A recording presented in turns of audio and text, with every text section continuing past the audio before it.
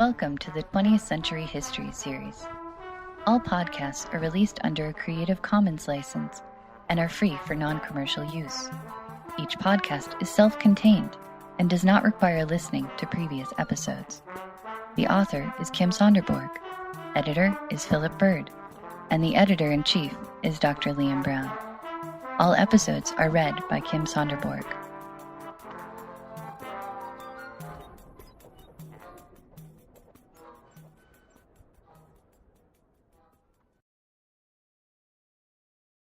The Vietnam War.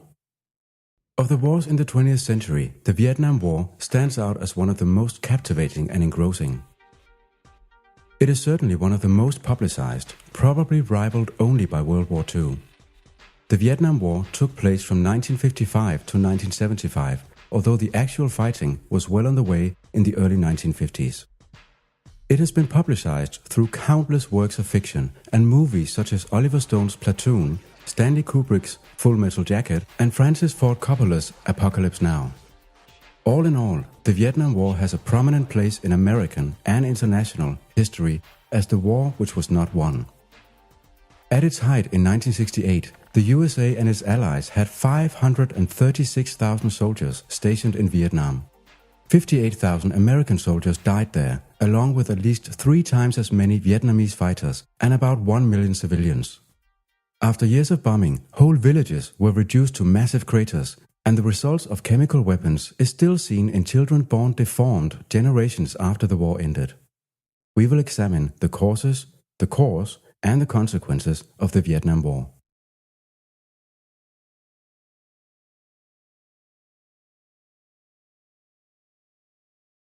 The Vietnam War had a variety of causes. The causes are complex and on several layers. We will investigate the causes on both sides. The main cause for the West was fear that Vietnam would become the third communist country in Southeast Asia after China in 1949 and North Korea in 1950. The United Nations failed to defeat North Korea in the Korean War of 1950 to 53. The USA fought these wars as a part of the Cold War, which had blossomed up at the end of World War II with the Communist Soviet Union and the capitalist USA as the two competing superpowers. In March 1947, President Truman had set out the Truman Doctrine, stating that the USA would help any country to avoid becoming communist. This was also known as the Containment Policy, the idea being to contain communism from spreading further. Closely related to the Truman Doctrine was the Domino Theory, that when one country became communist, the neighboring states were likely to also fall to communism, like dominoes in a row. When looking at China and North Korea at this time, one sees the basis for that theory. The Vietnamese had different causes for the war. Part of it was communism, but more important was the desire to become a free, united country under its own rule. South Vietnam had been ruled by France since the 1860s, later together with Laos and Cambodia in what became known as French Indochina in 1887. In 1940, Japan had invaded Vietnam and France had abandoned it. Ho Chi Minh, a Vietnamese communist, together with General Diep, created the Viet Minh, a Vietnamese liberation army, and began fighting the Japanese. When Japan surrendered from World War II in August 1945, Ho Chi Minh announced the creation of a Democratic Republic of Vietnam. But then the French returned in 1946. The Viet Minh continued their war of liberation, now in the French Indochina War of 1946 to 1954, being helped by Chinese communists. The French still controlled the south, but Ho Chi Minh realized that the longer the war lasted, the greater the chance of a Vietnamese victory. After the French defeat in 1954 at their battle system at Dien Bien Phu on the northwestern border between Vietnam and Laos, the French moved out. But the international community refused a united Vietnam, as this would probably be under communist rule. The Geneva Accords of 1954, constructed by the foreign ministers of countries in Asia and the West, decided that Vietnam should be divided at the 17th parallel of latitude. North Vietnam would be communist, ruled by Ho Chi Minh. South Vietnam would be ruled by Ngo Dinh Diem, a Catholic Vietnamese heavily supported by the USA. The Viet Minh should leave South Vietnam, and French soldiers should leave Vietnam completely. By 1956, there should be a general election throughout Vietnam where the people should decide the future of their country. It is notable that China and the USSR were also present at Geneva to champion the North Vietnamese communist cause. But the elections never came. Ngo Dinh Diem and President Eisenhower were convinced that in an election, up to 80% of the people would vote communist. Ngo took the matter into his own hands and established himself as a brutal dictator of the South, refusing the elections. 100,000 protesters were imprisoned or killed. The USA suddenly found themselves supporting a violent, unpopular ruler. Many Vietnamese, communist or otherwise, began violent terror campaigns against Ngo Dinh Diem's supporters. In 1960, Ho Chi Minh managed to bring them all together in the National Front for the Liberation of South Vietnam, or NLF. This also became known as the Viet Cong. The Viet Cong promised the peasants of Vietnam to give them land in return for their support and became very popular. The USSR and China pledged support if necessary. The line had been drawn. The Viet Cong would fight against Ngo Dinh Diem's army, the Army of the Republic of Vietnam, or ARVN. It was this fight that the USA and its allies, among them Australia and New Zealand, decided to interfere in, helping the ARVN and supporting Ngo Dinh Diem's rule while at the same time containing communism. As we can see, the Vietnam War had a complex set of causes on multiple levels. The USA saw itself as the protector of the free world, combating and containing communism. In order to do so, they had to support a brutal ruler in South Vietnam, Ngo Dinh Diem. They would do so by first training, then assisting the ARVN. Ho Chi Minh and the NLF wanted to liberate South Vietnam from Ngo Dinh Diem. The Viet Cong would fight against first the ARVN, then the US and Allied armies. Ho Chi Minh saw communism as the road towards a liberated, united Vietnam. The Vietnam War was thus a proxy war in the West's battle against communism, while for the Vietnamese it was a civil war, the NLF against Ngo Dinh Diem. When the USA stepped in, the war also became a war of liberation, the Vietnamese once again trying to expel foreign elements. Vietnam had been ruled by Japan from 1940 to 1945, and before that by France since 1887. In ancient times, from 111 BC to 938 after Christ, Vietnam had been ruled by the Chinese. It is easy to see that the Vietnamese were willing to fight long and hard, with many sacrifices, in order to achieve their independence. This was why it was not possible for the USA to defeat them. They had already fought for centuries.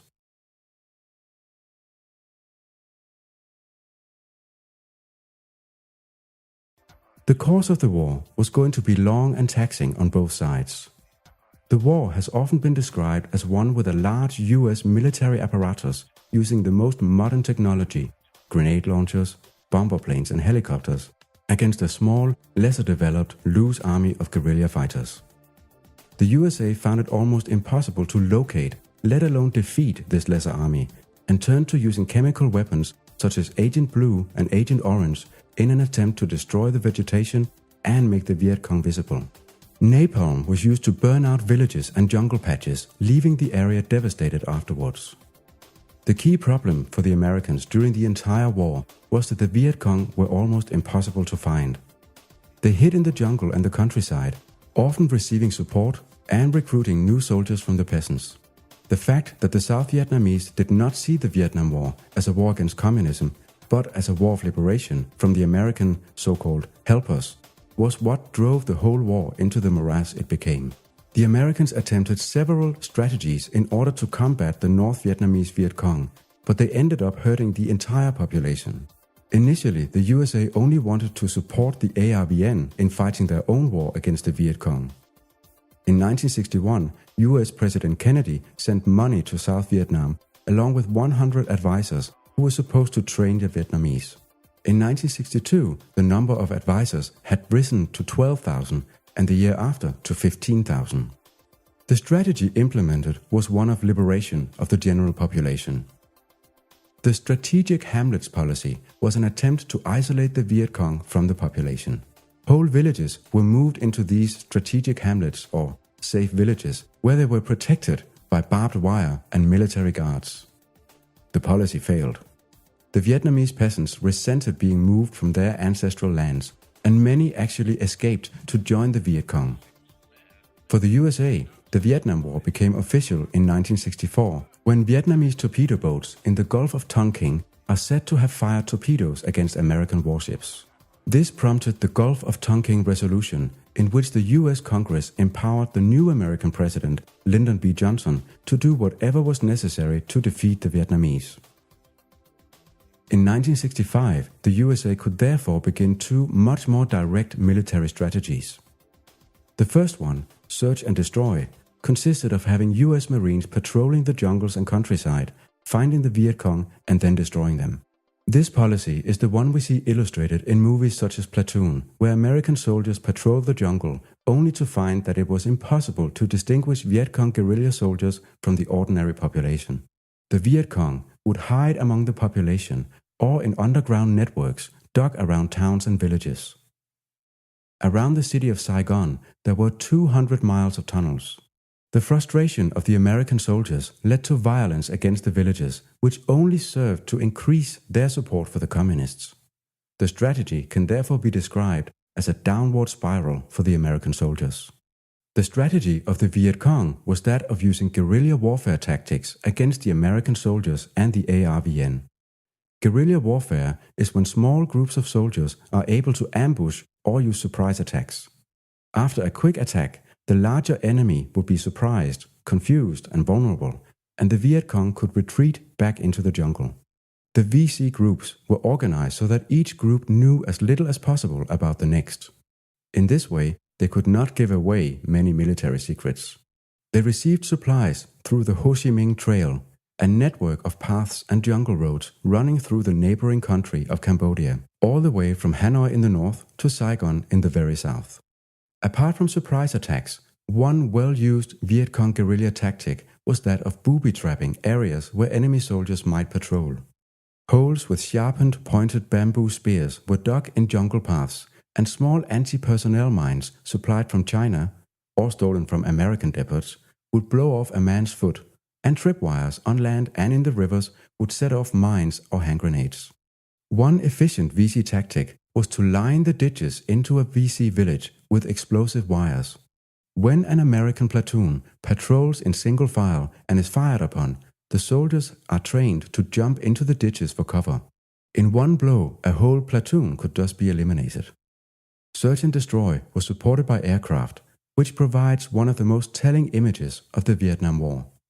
During this war, the helicopter rose into prominence as a main vehicle to transport soldiers across the dangerous jungle and to provide air support for a platoon's ground attack. Most sinister was providing support by spraying napalm, a mixture of petrol and a gelatic mass, on villages and vegetation. Napalm burns, and the gel makes it stick to the skin. The Americans combined search and destroy with other tactics. The best known are Rolling Thunder from 1965 and Operation Ranch Hand starting in 1961. Rolling Thunder was a bombing strategy. From 1965, the US began to bomb North Vietnam to prevent the North from supporting the guerrillas in the South. It was supposed to last for 8 weeks. In reality, it lasted for 8 years. And during these 8 years, 8 million bombs, more than 3 times the amount of bombs dropped during the entire Second World War, was dropped on North Vietnam. Operation Ranch Hand was a very controversial strategy of chemical warfare. It was carried out by spraying chemicals from aircraft over the thick jungle. The chemical, Agent Orange, functioned as a defoliant, causing the vegetation to shed its leaves. Agent Blue was a herbicide sprayed on Vietnamese crops, destroying it and thus depriving the enemy of food. The problem with such chemicals is that they do not distinguish between enemy crops and friendly crops. Many innocent civilians suffered as a consequence. The spraying continued throughout the war, at least until 1969. It all came to nothing. During the years of fighting, there was never a sign that the Viet Cong would give up. This was made clear in January 1968 when the Viet Cong launched the Tet Offensive. During the Tet New Year Festival, North Vietnamese and Viet Cong soldiers launched a surprise attacks on 36 towns and cities in South Vietnam. The USA lost 1,500 soldiers with 7,700 wounded, but 45,000 NLF soldiers were killed. Still, to the USA, this was a sign that the communists were not about to give up. In May 1968, peace talks began. The new US President Nixon had been elected mainly because he promised peace with honor and Vietnamization, turning the fighting completely into Vietnamese hands. In 1972, a peace agreement was reached. The USA would withdraw in return for free elections, and in March 1973, the last US soldiers left Vietnam along with their allies. But the war continued, only now as a civil war between the North Vietnamese communists and the unpopular South Vietnamese government. Without the support of the USA, the South soon crumbled. In April 1975, the NLF and the Viet Cong had surrounded Saigon, capital of South Vietnam, and the war ended. Vietnam became united as the Socialist Republic of Vietnam. Communism had not been contained.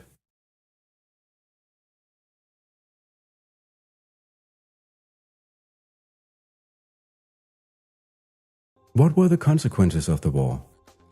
About 1 million North Vietnamese soldiers and Viet Cong guerrilla fighters were killed. The Americans lost 58,000. But the staggering loss was that of 2 million Vietnamese civilians who had simply been caught in the crossfire. Villages, fields and jungle was bombed and burned into massive craters, and the effects of Agent Orange and Agent Blue are still seen in children born in Vietnam today. And Vietnam became communist. Together with China, North Korea and Cuba, it is one of the few communist regimes of today. For the USA, the consequences were of a different sort. The Vietnam War had wide effects on the self-image of the Americans, who found it paradoxical that they, as defenders of freedom, were bombing and burning a small innocent country. The Vietnam War was widely televised, and images of the burning of villages and the dying of seemingly innocent peasants were daily news. Most notorious was the My Lai massacre in May 1968, where an American unit killed at least 347 men, women and children before burning the village My Lai. Events such as this made the US citizens, particularly the young, question and criticize the whole nature of American government and society. From 1965, over 100 so-called teach-ins were held in universities across the USA, where students occupied the universities, refusing lectures to take place. Instead, they spent the time discussing American values with their professors. In 1967, 100,000 anti-war demonstrators gathered at the Lincoln Memorial in Washington, D.C. to hold a peace rally. It was widely televised, as was the subsequent fights between demonstrators and troops using tear gas and truncheons at a demonstration outside the Pentagon. In April 1970, at Kent State University, the National Guard opened fire on a student demonstration, killing 4 students and injuring 9. This sparked a wave of 400 more protests and strikes at universities across the country. The citizens of the USA experienced a number of changes during the 1960s. Most significant was the furthering of equal rights to the black population.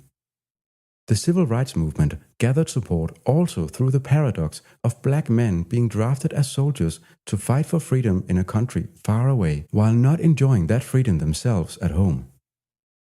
Altogether, the Vietnam War demonstrated to the USA and the world that things were not simply right and wrong, and the Western world learned through the experiences of America and Vietnam that freedom comes in many facets.